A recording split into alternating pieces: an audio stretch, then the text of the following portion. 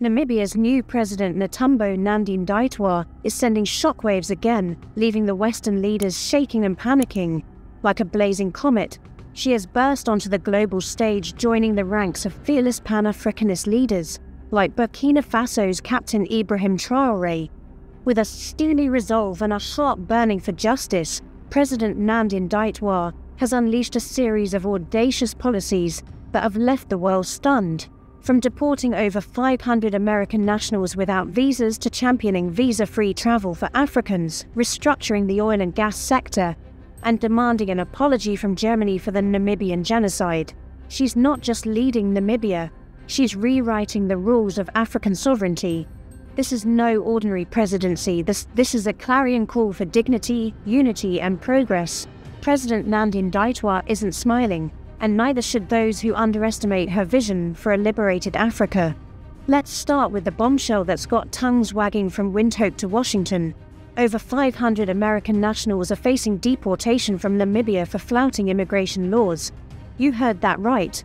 Namibia is sending a clear message to the world: no visa, no stay. In a fiery declaration that reverberated across borders, President Nandi-Ndaitwah laid down the law. If Africans need visas to enter the US, then Americans must also need visas to enter Namibia. This isn't just a policy shift, it's a seismic stand for reciprocity and respect in international relations. For too long, African nations have been subjected to humiliating visa requirements by Western powers, while their citizens walked into our lands with impunity. Not anymore. President Nandi-Ndaitwah has drawn a line in the sand, asserting Namibia's dignity and demanding fairness on the global stage. Government sources confirm that the deportation targets are clear. Americans who've overstayed their welcome or entered Namibia without proper documentation are in the crosshairs. Immigration officials have hit the ground running, serving deportation notices with precision and purpose. Law enforcement agencies are working hand in hand to ensure the process is lawful, orderly, and respectful of human rights, because Namibia isn't about chaos, it's about justice. This bold move isn't an act of aggression but a powerful statement of principle. President Nandi-Ndaitwah has made it crystal clear: Namibia will no longer be a playground for those who disregard its laws. And for Africans who've endured endless queues and rejections at foreign embassies, this is a moment to stand tall. Our continent is rising and Namibia is leading the charge. But President Nandi-Ndaitwah isn't stopping there. In a parallel announcement that set hearts ablaze with Pan-African pride, she's pushing for visa-free entry for citizens of all African nations. Yes, you read that correctly. Namibia is throwing open its doors to its African brothers and sisters, tearing down the colonial borders that have divided us for centuries. This isn't just about travel. It's about unity, trade, and collective progress. Imagine a continent where Africans move freely, share ideas, build businesses, and strengthen bonds without the shackles of visas.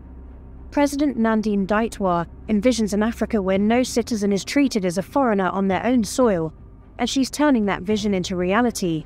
This policy is a love letter to the continent, a pledge to foster intra-African solidarity and smash the barriers that have kept us apart. From Lagos to Nairobi, Accra to Addis Ababa, the message is resounding: Africa is one, and Namibia is paving the way. Now, let's talk about the economic revolution brewing in Namibia's oil and gas sector. Just like Captain Ibrahim Traoré, who's shaking up Burkina Faso with fearless reforms, President Nandi-Ndaitwah is taking no prisoners when it comes to securing Namibia's wealth for its people. In a masterstroke of leadership, she's placed the country's burgeoning oil and gas industry under direct presidential oversight. Why? Because Namibia's resources belong to Namibians, not foreign corporations or corrupt elites. With international giants like Total Energies and Shell sniffing around since their initial finds in 2022, the stakes are sky high. While some discoveries have been deemed non-commercial, the potential for oil production is a game-changer for this sparsely populated nation of 3 million. President Nandi-Ndaitwah isn't naive. She knows the world is watching, and she's determined to ensure every drop of oil benefits her people. This restructuring isn't just about efficiency, it's about accountability. By bringing the sector under her direct control, President Nandi-Ndaitwah is sending a loud message. There'll be no shady deals or backroom betrayals on her watch. She's promised transparency, adherence to Namibian laws, and responsible management of revenues. This is Pan-Africanism in action, taking ownership of our resources and using them to uplift our people. Just as Captain Traoré has rallied Burkina Faso to reclaim their destiny, President Nandine Ndaitwah is mobilizing Namibians to harness their natural wealth for schools, hospitals, and jobs. The oil and gas sector is no longer a free-for-all. It's a national treasure, and she's guarding it with the ferocity of a lioness. And then there's the matter of historical justice. President Nandine Ndaitwah has turned her gaze to the scars of the past, demanding that Germany face its atrocities head-on. The Namibian genocide of 1904 to 1908, where tens of thousands of Herero and Nama people were slaughtered by German colonial forces, remains a gaping wound. For years, Namibia has sought a sincere apology, just reparations, and atonement. President Nandine Ndaitwah isn't mincing words. She's called on Germany to apologize unequivocally and engage meaningfully on reparations. While talks have dragged since 2015, with a 2021 joint declaration rejected by many Namibians, she's breathing new life into the fight. Her resolve is unshakable. Justice for the descendants of the genocide's victims is non-negotiable. This isn't just about Namibia, it's about Africa's broader reckoning with colonial legacies. President Nandine Ndaitwah's stance mirrors Captain Traoré's defiance against neo-colonialism in Burkina Faso. Both leaders are saying enough is enough, no more half-hearted gestures or empty promises. Germany's offer of $1 billion in aid over 30 years was met with rightful skepticism as Namibians demand reparations, not charity. President Nandine Ndaitwah is pushing for a deal that honors the dignity of her people, and she's rallying traditional leaders and communities to ensure their voices shape the outcome. This is leadership with spine, rooted in the Pan-Africanist belief that our history must fuel our fight for a just future. So, what do these moves tell us? President Netumbo Nandine Ndaitwah is no ordinary leader. She's a revolutionary in the mold of Captain Ibrahim Traoré, wielding power with purpose and rewriting Namibia's story with every bold step. Her immigration policy isn't just about visas, it's about restoring African pride and demanding respect. Her visa-free vision for Africa isn't just about travel, it's about knitting our continent together as one family. Her grip on the oil and gas sector isn't just about economics, it's about securing Namibia's wealth for generations. And her push for genocide justice isn't just about the past, it's about building a future where Africa stands tall. Like Traoré, who's transformed Burkina Faso into a beacon of resistance, President Nandine Ndaitwah is revolutionizing Namibia with a fierce commitment to her people. She's not here to play nice or bow to foreign pressures.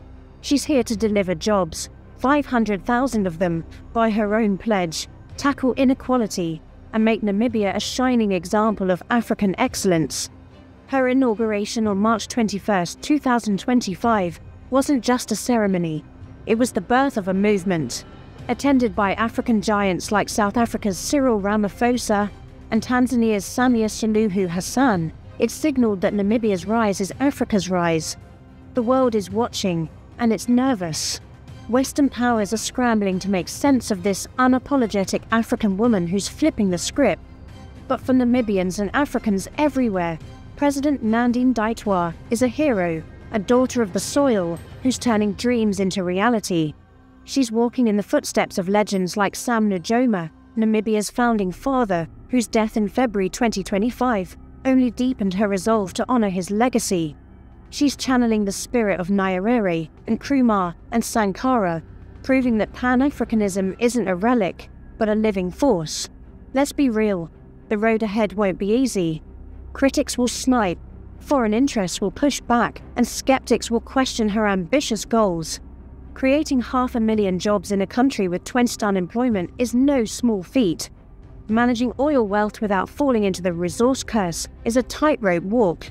Securing reparations from Germany requires diplomatic finesse and unrelenting pressure. But if anyone can do it, it's President Nandine Ndaitwah.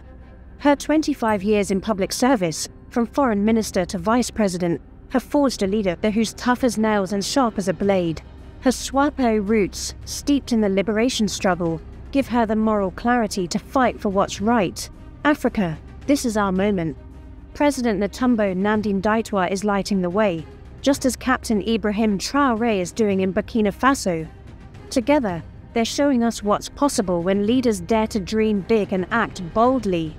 Namibia's deportation policy is a slap in the face to arrogance. Its visa-free plan is a hug to every African. Its oil reforms are a promise of prosperity. Its genocide demands are a cry for justice. This is Pan-Africanism in its purest form, uncompromising, united, and unstoppable. So, rise up, Africa. Let's rally behind President Nandi-Ndaitwah as she builds a Namibia that shines for all of us. Let's support her as she challenges the status quo and demands our rightful place in the world. The revolution is here, and it's led by a woman who fears no one and loves her people fiercely. Namibia is awake, Africa is alive, and the future is ours. President Netumbo Nandi-Ndaitwah has spoken. Now, let's march with her to greatness. My fellow Africans, as I conclude, there is something that I need to say. For far too long, Africa has been a stage where foreign powers write their scripts of exploitation, leaving our continent battered, bruised, and bled dry. The wealth beneath our soil, gold, diamonds, cobalt, uranium, has fueled the skyscrapers of London, Paris, and New York, while our own cities crumble under the weight of neglect.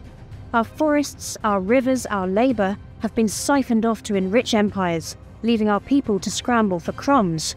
Yet, the greatest tragedy is not the theft itself, it is the complicity of our own leaders, who time and again board planes to Western capitals, summoned like errant schoolchildren, to nod along to the same tired tunes of partnership and development that keep Africa shackled. Enough is enough.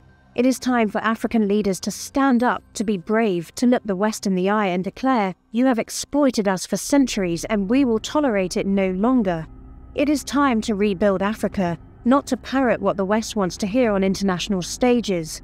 Leaders like Captain Ibrahim Traoré of Burkina Faso are showing the way, exposing the cowardice and compromise of those who prioritize foreign applause over African prosperity. Our leaders are the problem, and it is time we hold them to account.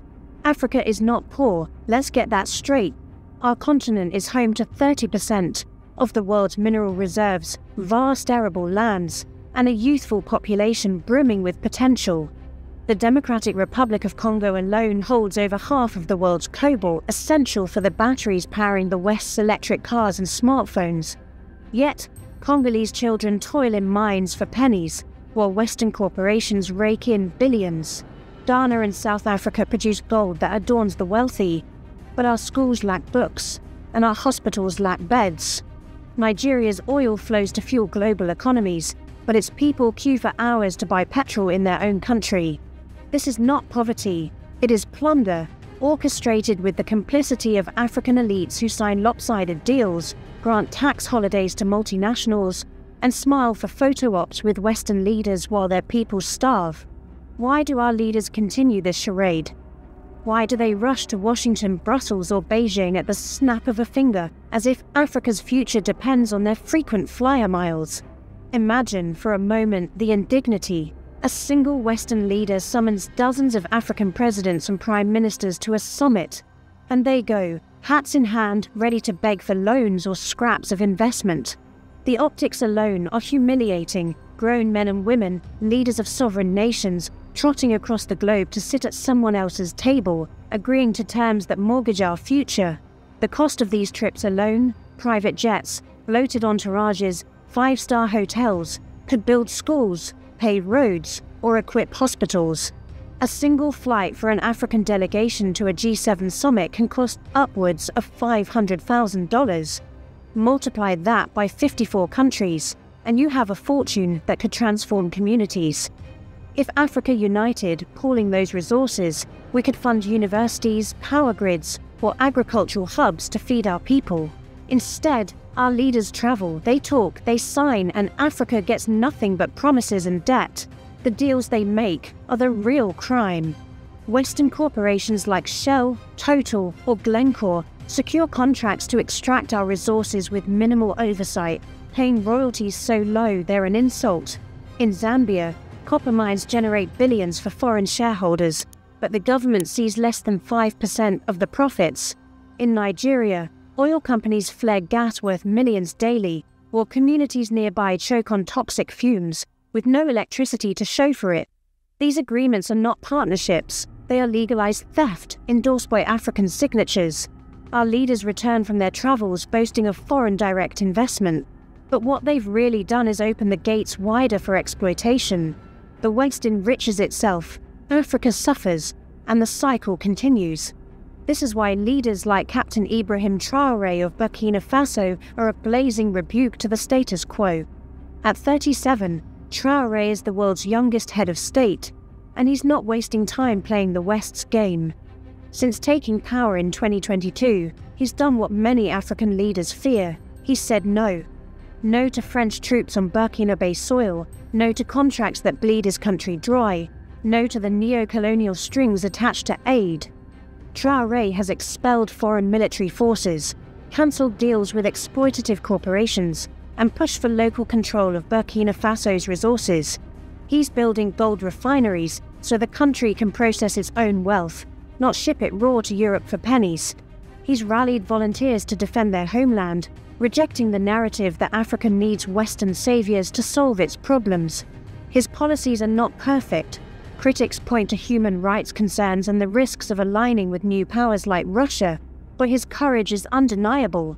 He's shown that an African leader can prioritize his people over foreign interests, and that's why he's an embarrassment to his peers.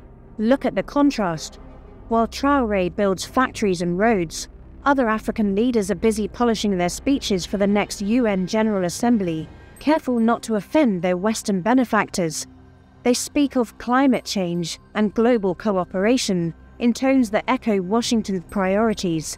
But where is the fire for Africa's own agenda? Where is the demand for reparations for centuries of slavery and colonialism? Where is the insistence that Africa's resources must benefit Africans first? Instead, they tiptoe around the truth, afraid to upset the hand that feeds them. They know the West doesn't like troublemakers. Leaders like Thomas Sankara, Patrice Lumumba, or Muammar Gaddafi paid with their lives for defying the global order. So, they play it safe, trading Africa's dignity for a seat at the table. But what has this safety gotten us? Africa remains the world's poorest continent despite its riches. Over 400 million Africans live below the poverty line, scraping by on less than $1.90 a day. Our infrastructure lags decades behind. Only 43% of sub-Saharan Africans have access to electricity, and just 25% have reliable internet. Our schools churn out graduates with no jobs, our hospitals turn away the sick for lack of supplies, and our roads are more pothole than pavement. Meanwhile, Western capitals gleam with wealth extracted from our lands. The city of London thrives on African minerals, Paris sparkles with African oil, and New York's tech giants run on African cobalt. They prosper, we perish. And our leaders, summoned to their summits, return with nothing but platitudes and loans we'll be repaying for generations. The irony is that Africa has the power to change this. If our leaders united, if they stood as one and said no more, the world would listen. Imagine an African Union that refused to export a single ounce of raw material until it was processed locally, creating jobs and wealth at home. Imagine a continent that demanded fair trade, not aid, and held multinationals accountable for every drop of pollution or dollar dodged in taxes. Imagine 54 nations pooling their resources, not for flights to Davos, but for factories, railways, and universities right here. The money is there. Africa's mineral exports alone generate over $200 billion annually, yet most of it flows out. Redirect that wealth, and we could build a continent that rivals any in the world. But unity requires courage, and courage is in short supply.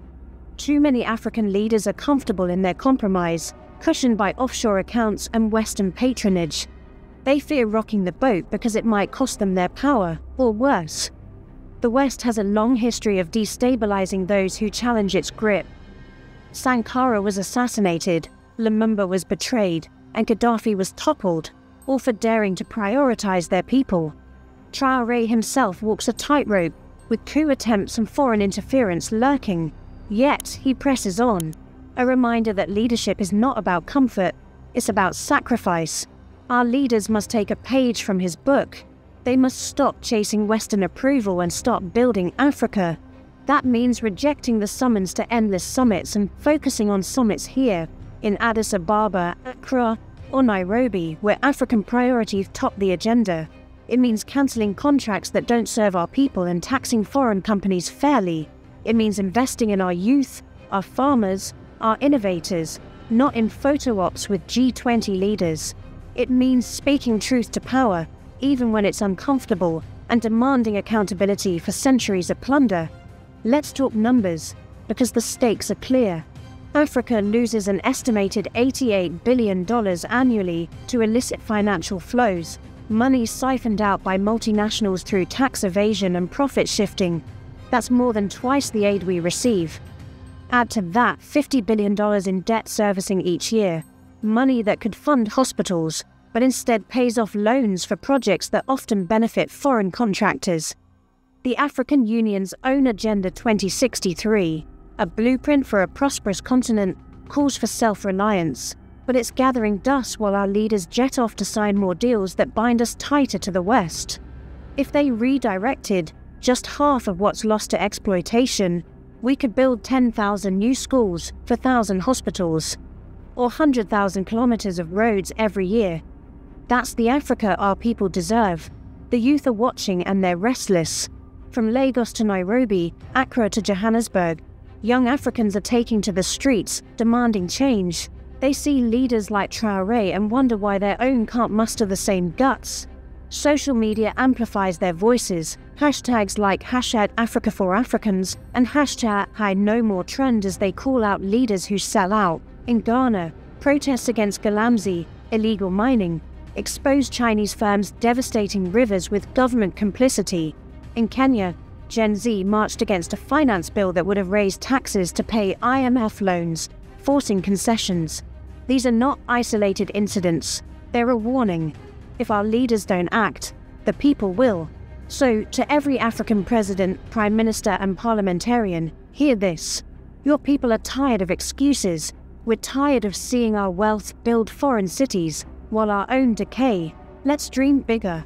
Imagine an Africa where no child dies for lack of medicine, where every village has power, where our graduates build startups, not visa queues.